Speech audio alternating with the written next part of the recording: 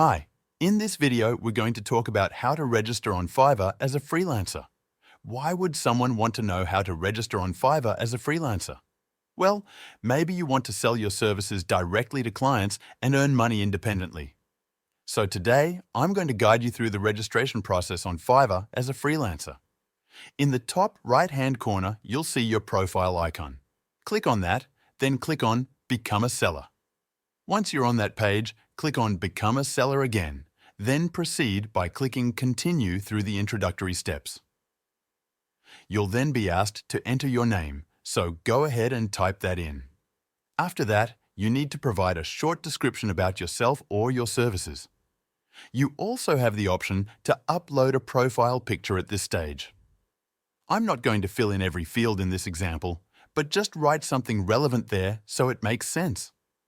At this point, you need to create your description, select your language, of course I'm choosing English here, and pick your proficiency level in that language. You can add more than one language if necessary. Once that's done, click Continue. The next step will ask you to upload a profile picture. Since I don't have a specific one to use, I'm just uploading a placeholder for now. Wait a few seconds for it to upload completely, then click Continue. Now we've arrived at the professional dashboard.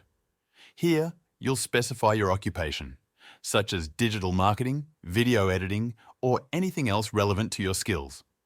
For example, if you do video editing, you can choose categories like animation, intros, lyric videos, or whatever you specialize in.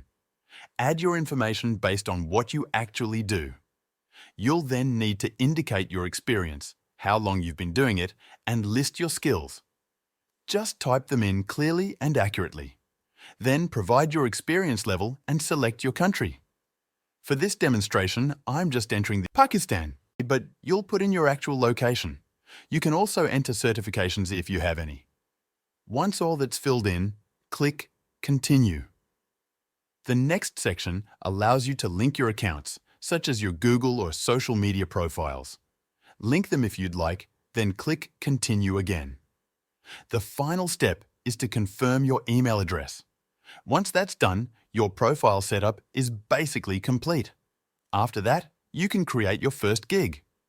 This is where you'll set up what you're offering, upload pictures, define your service packages, basic, standard, and premium, and explain what each includes. Then people will be able to see your gig and pay you for your services. It's a simple process once you get started. And that's it. Thank you for watching.